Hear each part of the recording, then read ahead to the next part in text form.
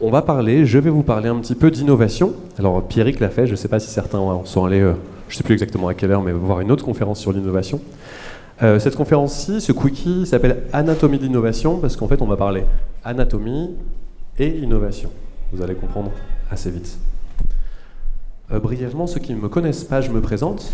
Alors, comme Constantin ce matin, mais moi je fais partie de la chaîne Scrum Life. Ceci dit, je me décris un petit peu plus comme étant un papy de l'agilité, parce qu'en 2010, j'avais lancé le blog coachagile.com qui avait drainé pas mal de monde à une époque. Et j'ai marqué plusieurs hobbies ici, spéléologie, escalade, etc. Vous allez comprendre pourquoi. Dans ma main, j'ai dit que j'ai fait un bac plus 6 2 fois, mais j'ai pas de PhD, je suis pas docteur, je suis encore moins médecin. Je vous en parle là parce qu'on va parler anatomie. Alors la conférence est sérieuse, hein. J'ai été sourcé, j'ai été voir d'anciens collègues qui, eux, sont devenus chercheurs, médecins, etc., pour pas vous raconter des bêtises. Et je tiens à vous faire un disclaimer, hein, ce que je vais vous raconter. Il y a un consensus justement scientifique sur des choses que je vais raconter. Maintenant, si après la conf, vous allez gratter plus, vous allez trouver des informations plus subtiles, qui rentrent plus dans le détail, mais qui n'infirment pas ce que je vais présenter maintenant. Mais c'est vraiment une première étape sur ce que j'appelle l'anatomie de l'innovation. Pour continuer un petit peu, pourquoi est-ce que j'ai fait cette petite sconf que j'ai coupée pour qu'elle tienne en 20 minutes. J'espère que le coupage n'est pas trop brutal, on va le voir, c'est une première. C'est parce que dans ma vie d'accompagnateur agile, j'ai travaillé pour plein de groupes médias. Alors en l'occurrence, je ne vais pas donner de marque, mais c'est ceux que vous avez quand vous appuyez sur le 1, le 4 ou le 6 de votre télécommande. J'ai fait aussi tous les télécoms français. Alors je peux les citer, hein, mais Bouygues, SFR, Free, Orange, etc. Et j'en avais marre des copier-coller. Je m'explique. J'ai vécu un nombre incalculable de fois une scène que je ne vais pas mimer ici, mais avec, grosso modo, le DG d'une boîte, allez, je vais dire le DG de Bouygues, qui vient et qui dit « Hey, SFR, ils viennent de sortir un nouveau service. Vous avez 2 semaines pour proposer la même chose. » Puis, moi, je faisais ça. 2 ans après, je change de boîte. Je vais chez, je sais pas moi, Orange, et je vois exactement la même scène. Et que des trucs qui se copiaient. Alors, avec... SFR qui copie Bouygues, qui copie Orange, qui copie SFR, etc. Et ça tournait, c'était une boucle. Et du coup, je me suis dit, mais on doit pouvoir sortir de ça. Et comment faire? Et c'est ce que je vais un petit peu essayer de voir ici. Juste pour appuyer ce que je viens de raconter, à main levée, s'il y a plein de mains qui se lèvent, tant mieux, mais est-ce qu'il y en a certains d'entre vous qui ont un truc, une fonctionnalité, un service, qui ne trouvent que chez quelqu'un qui le propose et pas à la concurrence? Vous avez des exemples comme ça? Vous pouvez lever la main, hein, vraiment. Je cherche ça. Je viendrai te voir après. Il y a eu une main levée. Bon, c'est juste pour dire, voilà, généralement on se copie tous beaucoup. Pour ma part, j'ai participé à 2 trucs que je vais évoquer ici. C'est juste pour la casquette un brin légitime sur l'innovation. J'ai travaillé indirectement et directement sur des workshops qui sont arrivés à ça. Alors, c'est pas fou, mais je sais pas si vous connaissez la marque Monoprix, ça je suppose que vous la connaissez. Mais à une époque, on nous avait demandé, faites un panneau publicitaire révolutionnaire, qui est vraiment innovant. Et franchement, si je vous avais posé la question avant de mettre ça, c'est difficile de se dire qu'est-ce qui est différent d'un panneau. Je vais mettre des images qui défilent, des trucs comme ça. Et Monoprix avait à l'époque le slogan « Bye bye la grisaille » et dans l'atelier de conception, ils s'étaient dit « Ah, ça serait super d'avoir un arc-en-ciel qui sort du panneau. » Bim, c'est fait. C'était un panneau qui stockait la rosée. Quand il y avait des grains de soleil, ça diffusait une petite brume et il y avait un arc-en-ciel. L'autre petite innovation, qui n'est pas restée très longtemps, mais peut-être que vous l'aviez eue, et ça, j'en rigole encore, elle n'a pas duré longtemps et j'en suis un peu responsable. C'était quand on passait en caisse, vous savez, les bip-bip, quand on achète des produits, on trouvait ça un peu nul, et on avait mis des bruits qui correspondaient aux produits qu'on achetait. Si vous achetez des œufs, ça faisait bip-bip, ça faisait des piou-piou-piou-piou, bref, des trucs comme ça. C'est pas resté très longtemps parce qu'il y avait plein de gens qui achetaient des produits type préservatif pour voir si... si ça faisait des bruits, et en fait on avait laissé des bips basiques pour ça, et du coup comme ils étaient déçus, après ils les redonnaient, c'était juste pour tester ça, donc voilà, bref. Bref, Henri Schütz, on va dire, petites innovations-là, quand je le raconte, souvent on me dit c'est quoi la recette magique pour innover? Et du coup, c'est ce que je vais vous partager il me reste 15-16 minutes. La première chose que je voulais vous dire, c'est innover, c'est pas un métier. Alors attention, on peut être directeur artistique, on peut être styliste, etc. Mais il existe des formations pour devenir, finalement, des formations académiques pour apprendre à innover. Elles existent. Moi, personnellement, si je veux faire un jugement dessus, je les trouve un peu nuls. Gros jugement. Je pense pas qu'on peut apprendre à quelqu'un à innover. Par contre, on peut muscler l'innovation de quelqu'un. Et c'est ce que je vais vous décrire maintenant. Alors encore une fois, un consensus scientifique sur ce que je vais vous décrire là. Bon là, c'est ce que j'ai dans ma tête. Un cerveau, un peu comme tout le monde. Et, alors encore une fois, je le répète, consensus scientifique, mais si vous allez plus loin, vous allez trouver plein de trucs beaucoup plus intelligents que ce que je vais raconter là.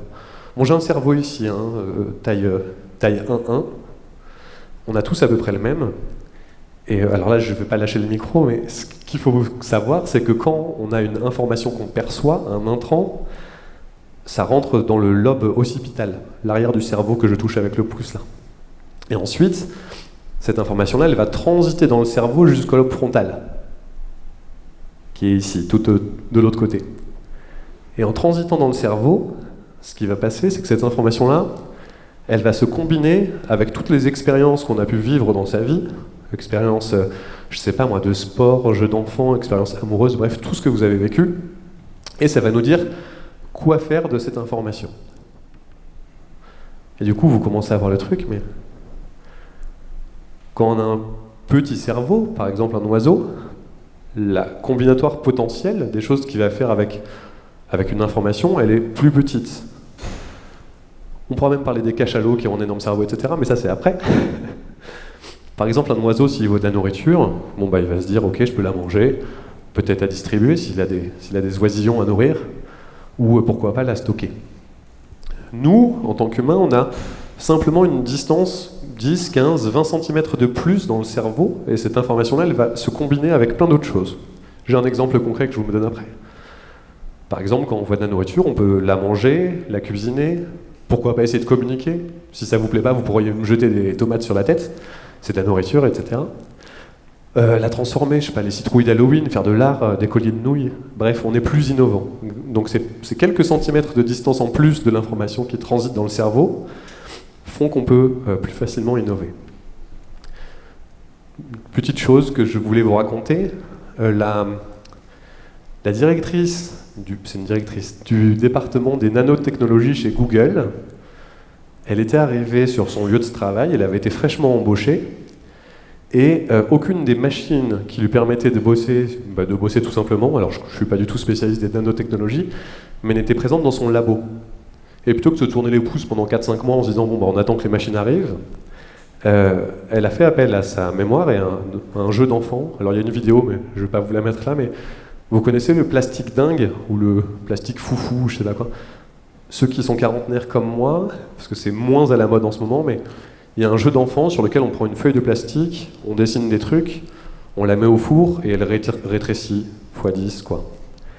Et alors, je connais pas le nom scientifique, mais ce plastique dingue, vous tapez ça sur Google, vous allez trouver vraiment qu'est-ce que c'est, les composants, etc. Grosso modo, on peut réduire x 100, x 1000 les choses qu'on fait. Et donc elle s'est dit, plutôt que de peindre, si je mets par exemple du métal dans ma peinture, je dessine un circuit imprimé, je mets là-dessus et ça rétrécit et ça marche. Et du coup, comme ça, Google a trouvé une manière de faire des nanotechnologies beaucoup moins chères et beaucoup plus efficaces que ce qui se faisait avec des machines ultra complexes à l'époque. Et ça, alors je suis désolé, j'ai oublié son nom, mais cette femme l'a trouvé parce qu'elle avait fait ce jeu avec son pinceau à cette époque-là, et elle s'en est souvenue. Et donc la première leçon, si je puis dire, à retenir dans l'innovation, c'est que pour bien innover, c'est tout bête, mais il faut vraiment multiplier les expériences de vie. En faire plein de trucs. Moi, je fais plein de trucs. J'ai mis un truc qui a l'air compliqué. Vous avez déjà vu cette représentation? Ok. Je la fais rapidement. Chaque ligne, elle est composée de 52 cases. 52 cases comme 52 semaines. Et du coup, vous avez 90 lignes, donc ça représente votre vie. Vous pouvez vous situer, hein, moi, comme je le disais, j'ai presque 40 ans. Grosso modo, je suis ici, il me reste ça.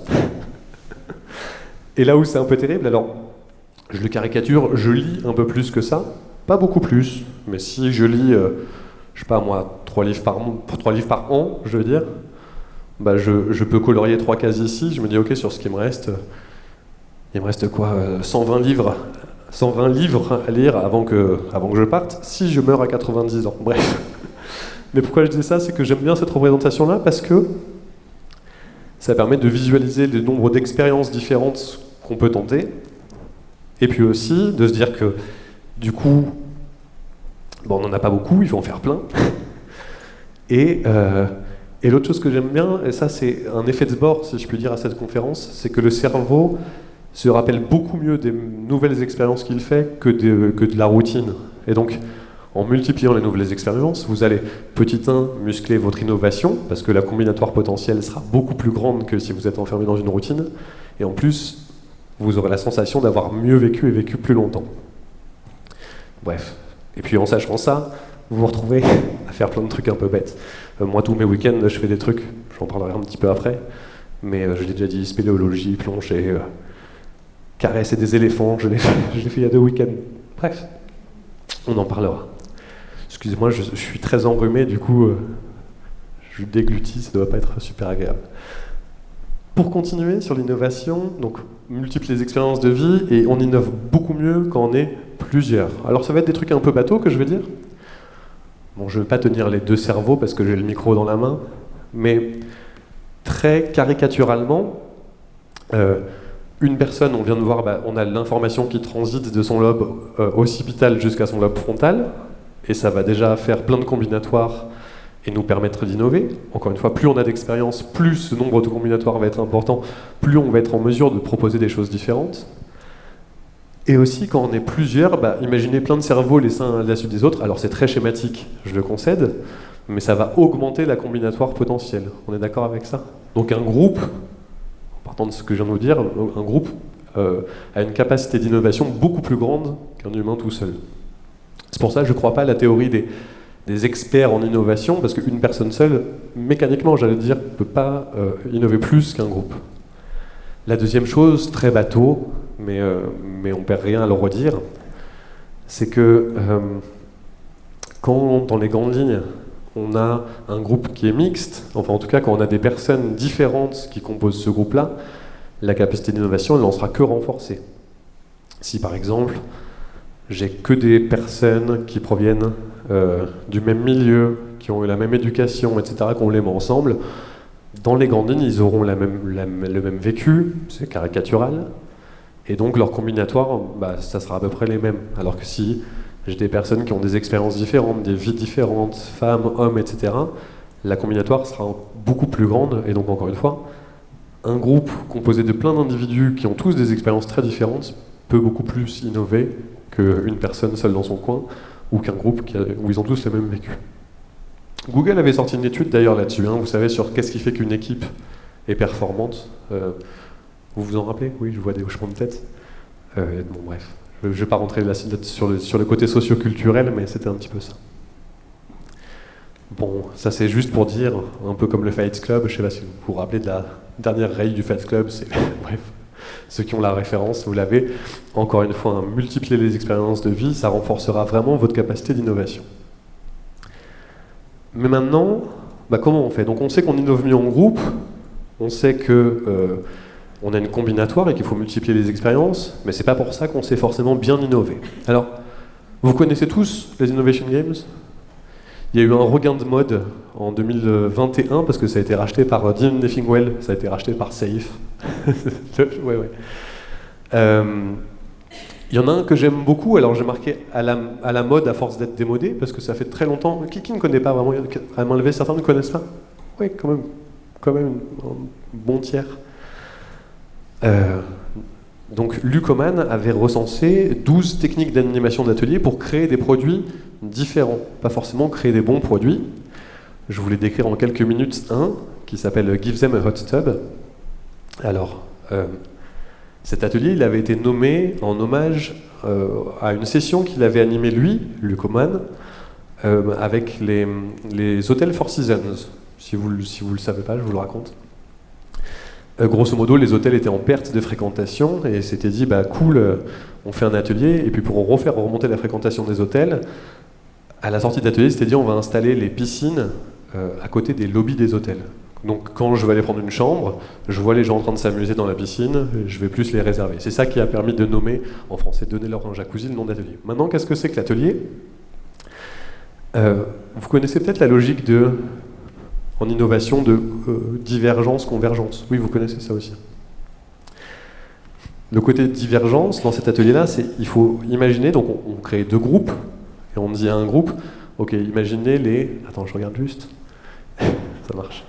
Imaginez les fonctionnalités les plus délirantes possibles. Si je pense à une machine à café, par exemple, une fonctionnalité délirante, c'est pas elle se nettoie toute seule, ça c'est un peu basique. Le côté délirant, c'est je commande mon café, j'ai George Clooney qui arrive instantanément et qui me donne mon café en disant what else. Ça, c'est un peu délirant. Donc on va dire à un groupe, voilà, imaginez le plus de fonctionnalités délirantes possible, aux 2 groupes, pourquoi pas, et les formaliser sur des post-it. Puis au bout de 10 minutes, on va dire, bah voilà, groupe 1, vous donnez vos post-it au groupe 2, groupe 2, vous donnez vos post-it au groupe 1, et on va rentrer dans la phase de convergence. Et dans la phase de convergence, par exemple, on va avoir, avec mon exemple, un George Clooney qui... Vous connaissez les coucous suisses, ouais. Un petit George Clooney en plastique qui sort de la machine à café, qui dit what else en vous donnant votre café. C'est pas une fonctionnalité qui se vendrait, je suis d'accord. Mais quand vous faites ce type d'atelier, Give Them a Hot Tub, ou d'autres, des Innovation Games, sur 100 idées qui vont émerger, honnêtement il y en a 90, 95 trop disruptives ou pas exploitables, mais on va en trouver 1, 2, 3 qui peuvent aller sur le marché et qui permettent vraiment de créer un produit différent. Et après, on se retrouve à Monoprix avec, avec des œufs qui font le bruit des poules quand on veut les acheter. Bref. Mais en tout cas, encore une fois, c'est pas forcément parce que... le but, c'est pas de créer un truc qui se vend beaucoup, mais je vous rappelle que cette conf, c'était de proposer des choses différentes de la concurrence. Et puis, généralement, quand on diffère de la concurrence, on arrive à se faire une place sur le marché et à être identifié par les utilisateurs comme étant justement une boîte innovante, et ça permet, bon an mal an, de se faire un petit bout de chemin. C'était tout ce que je voulais vous raconter. On pourrait beaucoup rentrer dans les détails. Une dernière chose, les cachalots, c'est souvent le contre-exemple qu'on sort. Ils ont un cerveau à peu près 6 à 8 fois plus grand que les humains. Mais la morphologie du cerveau du cachalot n'est pas du tout la même, et en fait ils ont leur lobe frontal et occipital qui sont très rapprochés. Donc c'est pas une espèce qui innove beaucoup, néanmoins c'est une espèce qui a conscience d'elle-même, etc. Bon, ils sont quand même extrêmement développés. C'était une petite aparté là-dessus. J'espère que ça vous a plu, c'était juste ça.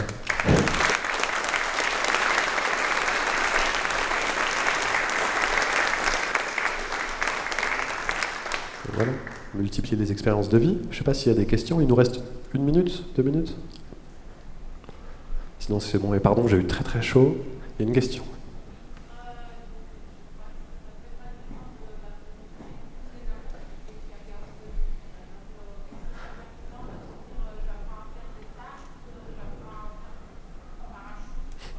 Alors, je ne sais pas si moi je suis une personne très innovante, mais généralement on me dit que je suis créatif et innovant. Je l'ai enlevé du slide parce que j'ai eu honte, mais le dernier slide, j'avais mis plein de photos, comme je te disais. Le week-end dernier, je me suis inscrit il y a quelque temps dans une association qui sauve les animaux qui sont maltraités dans les cirques. J'avais en Espagne. Et donc j'avais une photo de moi avec 2 éléphants, comme ça, bref. Le week-end encore d'avant, je faisais de la spéléologie avec des copains. Je lâche de plus en plus mon téléphone pour multiplier des expériences de vie comme ça. Ça fait que je suis très nul en tout, mais que je tente plein de trucs. Et par contre, j'ai plein d'anecdotes. Je me suis fait courir après par des singes en Thaïlande. Je suis pas allé en avion en Thaïlande. Bref, du coup, j'ai plein d'expériences. Et je pense que ça aide ma combinatoire. Mais c'est facile, oui, tu disais faire donc dans la question qui a été posée, c'est est-ce qu'il faut apprendre à faire des tartes, etc. Bah oui, si tu sais pas faire des tartes, apprends à faire des tartes. Moi, c'est une expérience que j'aimerais bien faire. Je sais faire des pizzas. Mais... Ouais. Non, mais voilà, les expériences de vie, c'est pas forcément aller sur la Lune, quoi. C'est juste des trucs que tu ne sais pas faire, qu'il faut apprendre. Et peut-être, ça paraît basique, mais effectivement, passer moins de temps sur Twitter et aller faire ces choses-là.